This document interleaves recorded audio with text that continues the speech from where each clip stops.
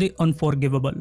ನೆಟ್ಫ್ಲಿಕ್ಸ್ನಲ್ಲಿ stream ಆಗ್ತಾ ಇರೋ ಈ ಥ್ರಿಲ್ಲರ್ ಆ್ಯಂಡ್ ಎಮೋಷನಲ್ ಮೂವಿಯ ಮೇನ್ ಸ್ಟೋರಿ ಲೈನ್ ಏನಪ್ಪಾ ಅಂದರೆ 20 ವರ್ಷಗಳ ಕಾಲ ಜೈಲು ಶಿಕ್ಷೆ ಅನುಭವಿಸಿ ಹೊರಗೆ ಬರೋ ರೂತ್ ಅನ್ನೋ ಮಹಿಳೆಯ ಜರ್ನಿ.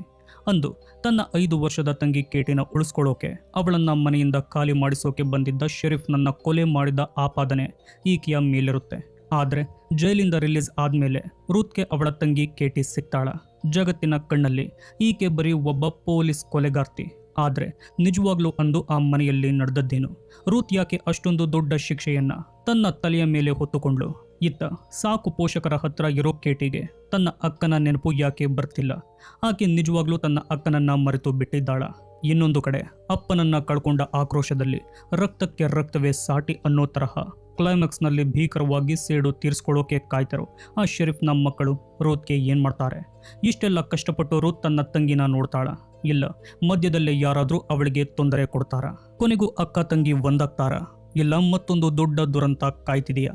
ಇವೆಲ್ಲ ಪ್ರೇಕ್ಷಕರಲ್ಲಿ ಸಿಕ್ಕಾಪಟ್ಟೆ ಕ್ಯೂರಿಯಾಸಿಟಿ ಕ್ರಿಯೇಟ್ ಮಾಡುತ್ತೆ. ಇವೆಲ್ಲ ನಿಮಗೆ ಗೊತ್ತಾಗಬೇಕಂದ್ರೆ ನೀವು ಈ ಸಿನಿಮಾನ ಕಂಪ್ಲೀಟ್ ಆಗಿ ನೋಡಲೇಬೇಕು. ಈ ಮೂವಿನ ನೋಡಿದ ನನ್ನ ಎಕ್ಸ್ಪೀರಿಯನ್ಸ್ ಬಗ್ಗೆ ಹೇಳಬೇಕಂದ್ರೆ ಇದೊಂದು ಪಕ್ಕ ಎಮೋಷನಲ್ ಡ್ರಾಮಾ ಮತ್ತು ಮಿಸ್ಟರಿ ಸಿನಿಮಾದ ಸ್ಟಾರ್ಟಿಂಗ್ ಕತೆ ಬಿಲ್ಡ್ ಮಾಡೋಕೆ ಸ್ವಲ್ಪ ಟೈಮ್ ತಗೊಂಡ್ರು ಹೋಗ್ತಾ ಹೋಗ್ತಾ ಕ್ಯಾರೆಕ್ಟರ್ಗಳ ಡೆಪ್ತ್ ನಮಗೆ ಕನೆಕ್ಟ್ ಆಗುತ್ತೆ. ಯಾರಿಗೆ ಇಂಟೆನ್ಸ್ ಆದ ಫ್ಯಾಮಿಲಿ ಸೆಂಟಿಮೆಂಟ್, ಎಮೋಷನಲ್ ಜರ್ನಿ ಮತ್ತು ರಿಯಲಿಸ್ಟಿಕ್ ಕ್ಯಾರೆಕ್ಟರ್ ಡ್ರಿವನ್ ಸ್ಟೋರಿಗಳು ಇಷ್ಟ ಆಗ್ತಾವೋ ಅಂಥವರಿಗೆ ಈ ಸಿನಿಮಾ ತುಂಬ ಇಷ್ಟ ಆಗುತ್ತೆ. ಒಂದು ಸೀರಿಯಸ್ ಮತ್ತು ಹಾರ್ಟ್ ಟಚಿಂಗ್ ಕತೆ ನೋಡೋಕೆ ಇಷ್ಟಪಡೋ ಮೆಚೂರ್ಡ್ ಆಡಿಯನ್ಸ್ಗೆ ಇದು ಪರ್ಫೆಕ್ಟ್ ಚಾಯ್ಸ್ ಅಂತಾನೆ ಹೇಳ್ಬೋದು. ಇನ್ನು ಕೇವಲ ಮೂವಿ ಬಗ್ಗೆ ಅಷ್ಟೇ ಅಲ್ಲದೆ ಇದರ ಸ್ಟೋರಿ ಬಗ್ಗೆ ಸ್ವಲ್ಪ ಡೀಪ್ ಆಗಿ ಮಾತಾಡೋಣ. ರೂತ್ ಜೈಲಿಂದ ಬಂದ ಮೇಲೆ ಆಕೆಗೆ ಸೊಸೈಟಿ ನೀಡೋ ಟ್ರೀಟ್ಮೆಂಟ್, ಅವಳ ರೂಮ್ಮೇಟ್ಸ್ ತೋರಿಸೋ ನೆಗೆಟಿವಿಟಿ ಇವೆಲ್ಲ ನೋಡಿದ್ರೆ ಬೇಸರ ಆಗುತ್ತೆ. ಒಂದು ಸೀನಲ್ಲಂತೂ ಅವಳ ರೂಮ್ಮೇಟ್ ರೂತ್ನ ಪರ್ಸನಲ್ ವಸ್ತುಗಳನ್ನು ಕದಿಯುವಾಗ ಕೋಪಗೊಂಡ ರೂತ್ ಅವಳ ಮೇಲೆ ಅಟ್ಯಾಕ್ ಮಾಡಿ ತನ್ನ ತಂಗಿಯ ಹಳೆ ಫೋಟೋನ ಉಳಿಸ್ಕೊಂತಾಳೆ. ಆಕೆ ಹಗಲು ರಾತ್ರಿ 2 ಕಡೆ ಕೆಲಸ ಮಾಡ್ತಾ ಕೇವಲ ತಂಗಿಯ ಅಡ್ರೆಸ್ಗಾಗಿ ಪರದಾಡ್ತಾಳೆ. ಕಾಪ್ ಕಿಲ್ಲರ್ ಎಂಬ ಆರೋಪವನ್ನು ಹೊತ್ತಿದ್ದ ಕಾರಣ ಅವಳ ಮೇಲೆ ಕೆಲಸ ಮಾಡೋ ಜಾಗದಲ್ಲೇ ಹಲ್ಲೆ ಕೂಡ ಆಗುತ್ತೆ. ಈ ಮಧ್ಯೆ ಆಕೆಗೆ ಜಾನ್ ಅನ್ನೋ ಲಾಯರ್ ಹೆಲ್ಪ್ ಮಾಡೋಕೆ ಬರ್ತಾನೆ. ಇತ್ತ ಕೇಟಿಯ ಸಾಕು ಪೋಷಕರು ರೂತ್ ಬರೋದನ್ನ ತಡೆಯೋಕೆ ಟ್ರೈ ಮಾಡ್ತಾರೆ. ಯಾಕಂದ್ರೆ ಕೇಟಿಗೆ ಹಳೆ ಟ್ರಾಮಾ ನೆನಪಾಗಿ ಆಲ್ರೆಡಿ ಕಾರ್ ಆಕ್ಸಿಡೆಂಟ್ ಆಗಿರುತ್ತೆ. ಕಥೆಯಲ್ಲಿ ಪ್ರತಿಯೊಂದು ಹಂತದಲ್ಲೂ ದೊಡ್ಡ ದೊಡ್ಡ ಟ್ವಿಸ್ಟ್ ಅಂಡ್ ಟರ್ನ್ಸ್ ಆಗ್ತಿದ್ರು. ರೂತ್ ತನ್ನ ತಂಗಿಗಾಗಿ ಬರೆದ ಪತ್ರಗಳನ್ನು ಓದೋ ಕೇಟಿಯ ಸ್ಟೆಪ್ ಸಿಸ್ಟರ್ ಎಮಿಲಿ ರೂತ್ನನ್ನು ಮೀಟ್ ಮಾಡೋಕೆ ಡಿಸೈಡ್ ಮಾಡ್ತಾಳೆ.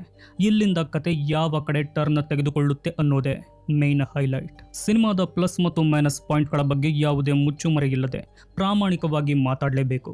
ಪ್ಲಸ್ ಪಾಯಿಂಟ್ ಅಂದರೆ ಲೀಡ್ ಆ್ಯಕ್ಟರ್ನ ಆ್ಯಕ್ಟಿಂಗ್ ಮತ್ತು ಎಮೋಷನಲ್ ಸೀನ್ಗಳು. ಪ್ರತಿಯೊಬ್ಬರ ನಟನೆ ತುಂಬ ನ್ಯಾಚುರಲ್ ಆಗಿದೆ ಮತ್ತು ಬ್ಯಾಕ್ಗ್ರೌಂಡ್ ಮ್ಯೂಸಿಕ್ ಕಥೆಯ ಗಂಭೀರತೆಯನ್ನು ಚೆನ್ನಾಗಿ ಬಿಲ್ಡ್ ಮಾಡುತ್ತೆ. ಸಿನಿಮಾದ ಮೈನಸ್ ಪಾಯಿಂಟ್ ಅಂದರೆ ಇದರ ನರೇಷನ್ ಸ್ಟೈಲ್ ತುಂಬ ಸ್ಲೋ ಇದೆ.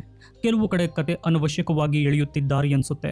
ಕೆಲವು ಸಬ್ ಪ್ಲಾಟ್ಗಳು ಆಡಿಯನ್ಸ್ಗೆ ಸ್ವಲ್ಪ ಕನ್ಫ್ಯೂಷನ್ ಕ್ರಿಯೇಟ್ ಮಾಡಬಹುದು. ಆದರೆ ಸಿನಿಮಾದ ಕೊನೆಯಲ್ಲಿ ಬರೋ ಆ ಎಮೋಷನಲ್ ಪೀಕ್ ಮತ್ತು ರೋಲರ್ ಕೋಸ್ಟರ್ ಕ್ಲೈಮ್ಯಾಕ್ಸ್ ಇದೆಯಲ್ಲ, ಅದು ಇಡೀ ಸಿನಿಮಾದ ಸಣ್ಣ ಪುಟ್ಟ ಮೈನಸ್ಗಳನ್ನು ಮರೆಸಿಬಿಡುತ್ತೆ. ಒಟ್ಟಾರೆಯಾಗಿ ಹೇಳಬೇಕಂದ್ರೆ ವೀಕೆಂಡ್ನಲ್ಲಿ ಮಿಸ್ ಮಾಡದೆ ನೋಡಬಹುದಾದ ಒಂದು ಒಳ್ಳೆ ಎಮೋಷನಲ್ ಮಿಸ್ಟ್ರಿ ಡ್ರಾಮಾ ಇದು.